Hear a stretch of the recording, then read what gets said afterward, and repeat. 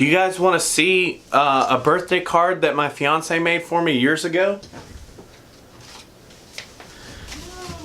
Oh wait, these are actually like a ton of birthday cards. She actually drew this.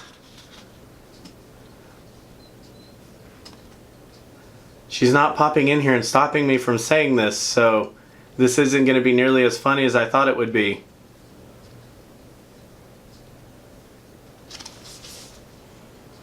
The intro's ruined. What is going on, guys? Today we're back with another deep dive, and today we're actually going to be going over the Pokemon that actually knocked out something that I was extremely excited to talk about.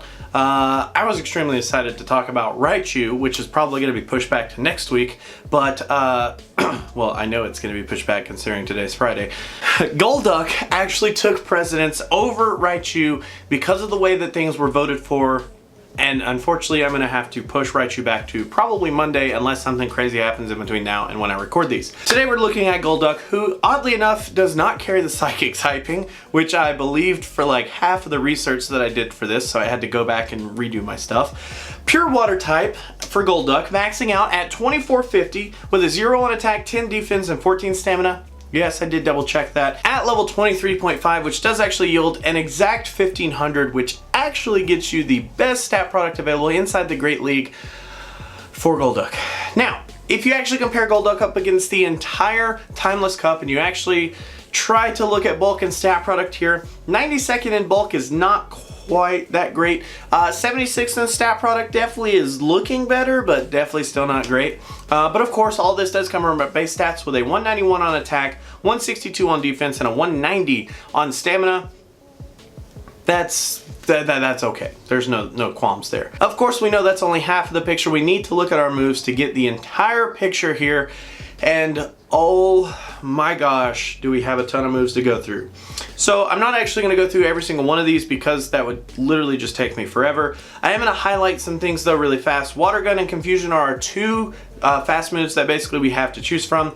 Confusion definitely seems like the more obvious choice here, but Water Gun is actually doing a little bit in terms of like, it's right behind it in terms of damage, and I was really like looking forward to using Confusion because I was like, oh man, a Confusion user, like that's actually going to help out with some of those like awkward poison types that we go up against, or maybe I can like put Psychic on it and whip that out and but oddly enough it didn't really help that much. Either way though, I couldn't really choose between Water Gun or Confusion, so I made a spreadsheet, of course. I will link that in the top of the description. No promises on kisses today. If I don't do that, you can have a free dinner. I will buy you dinner, but that joke's old. Never mind. In terms of our charge moves, I will say I put a ton of these up and tried to see like which ones actually perform better, but I honestly think it really depends because we're kind of in this whitelist meta type thing. It really depends on what you need more coverage for. Because while Psychic didn't actually put up amazing numbers, I feel like it could still be great for some of those poison type matchups that you run up against. Or maybe Ice Beam didn't put up amazing numbers, but it would still be really good up against those certain grass types that could give you some problems. It just kind of depends on which route you want to take. Personally, I went for a relatively quick variant of Golduck here. I wanted something that was super low energy, and I also wanted something that could help set up for the next Pokemon because, as you guys know, like we talked about with Quagsire, I love having a Pokemon that gives me options for the next matchup when Golduck dies. If you're interested in seeing the spreadsheet, there are a ton of different ways that I ran this. I put Water Gun with Bubble Beam, Synchronoise, Cross Chop, Frustration, Ice Beam. Like I put them all up there except for like Hydro Pump, Psychic, and Return. Those three just didn't really like perform like amazing, so I just kind of left them off. Either way, out of all the ones that I tried and checking between Water Gun and Confusion, oddly enough, Water Gun, Bubble Beam, and Cross Chop were my favorite moveset out of the picks. But like I said, you could easily choose a different move depending on which one you need for coverage on your team, so to speak. So just keep that in mind, that this definitely isn't like the end-all be-all moveset for Golduck. it kind of is up to interpretation and coverage on what you need for your team. So with Water Gun, Bubble Beam, and Cross Chop, let's actually take a look at the entire cup in terms of our shield scenarios. We actually start off with a 0 versus 0 situation in a 45.3% area, which is definitely pretty good. I mean, we're always looking for at least 50% there, and 45.3 is not too far off. In the 2 versus 0, we actually end up with an 87.5, which is very respectable. In the 0 versus 2, we actually hit 13%, which I was extremely surprised. We definitely want at least 10%, so 13 definitely hits that for us.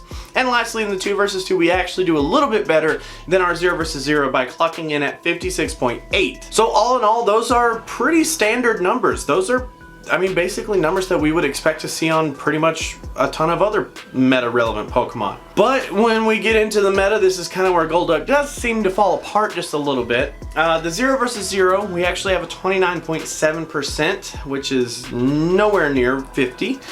In the 1 versus 0, we do have a 51.4, which is definitely fallen off of the respectable train and kind of fallen off on the that's not good train. Then we have the 0 versus 1, which is a 13.5. That is actually kind of in line with what we would want to see. But the 1 versus 1 does drop us down again. The 35.1 is just not really good.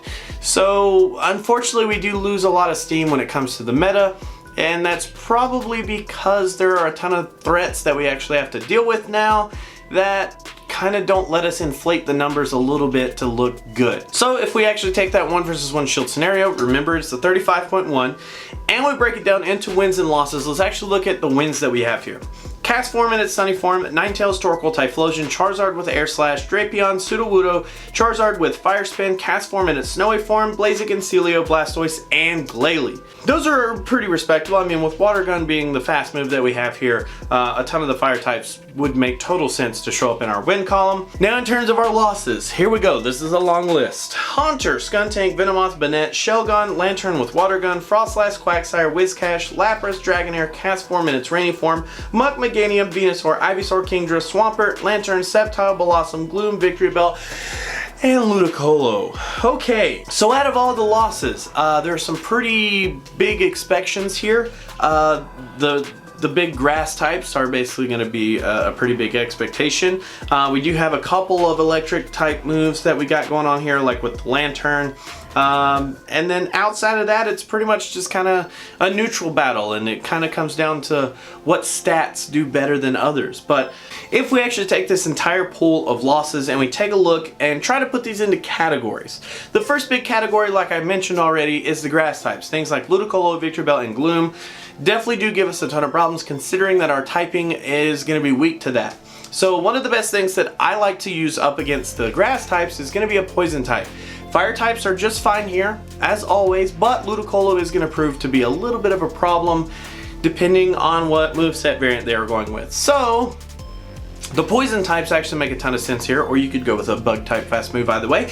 Muck, Skuntank, and Venomoth definitely going to be some good poison types to go with that will definitely help up against the grass types. In terms of the next category that gives us a ton of problems is actually the water typing. Lantern, depending either way, it actually kills you in both fast move situations, but Lantern, Swampert, and Cast form in its Rainy form all do give us a ton of trouble in terms of the water typings, and one of the best ways to counter the water typings this month is to easily have a grass type. Things like Ivysaur, Ludicolo, or Meganium are all going to be really great choices for you. The last typing that we do have a big problem with, unfortunately, which I feel like most Pokemon have a problem with right now, are the dragon types. Things like Kingdra, Dragonair, and Shelgon are all going to be big deals.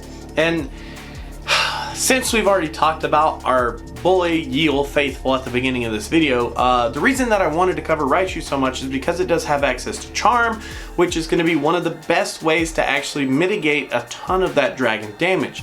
It will go toe-to-toe. It is not going to be a flat-out win in all scenarios, but it is going to be a really good counter pick towards the dragons. It's going to do a really good chunk of damage to them.